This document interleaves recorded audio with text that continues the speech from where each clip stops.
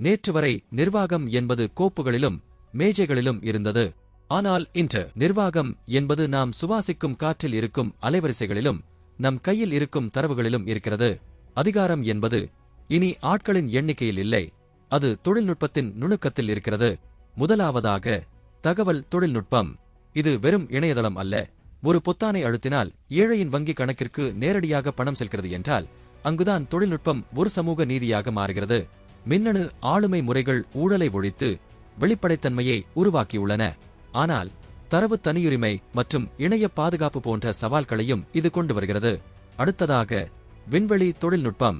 விண்வெளி என்பது வெறும் ஆராய்ச்சி தளம் மட்டுமல்ல, அது ஒரு நிர்வாக கருவி. வானிலை முன்னறிவிப்பு முதல் எல்லை பாதுகாப்பு வரை செயற்கைக்கோள்கள் இன்று நமது கண்கள்.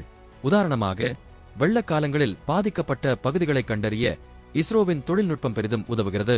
நானோ தொழில்நுட்பம் அணு அளவில் மாற்றத்தை உருவாக்குகிறது என்றால் பயோடெக்னாலஜி உயிர் அளவில் மாற்றத்தை உருவாக்குகிறது.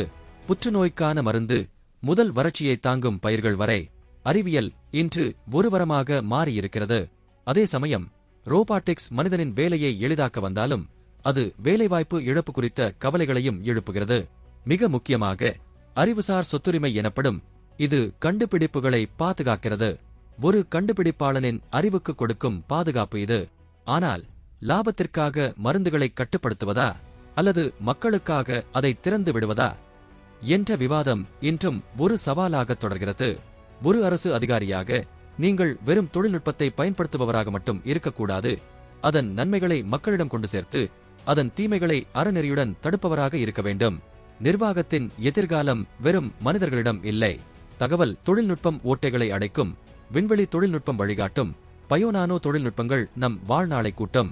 எதிர்கால நிர்வாகம் என்பது மனிதன் மற்றும் தொழில்நுட்பத்தின் கூட்டணி. இந்த வீடியோ உங்களுக்கு பயனுள்ளதாக இருந்தால் விருப்பத்தை தெரிவியுங்கள்.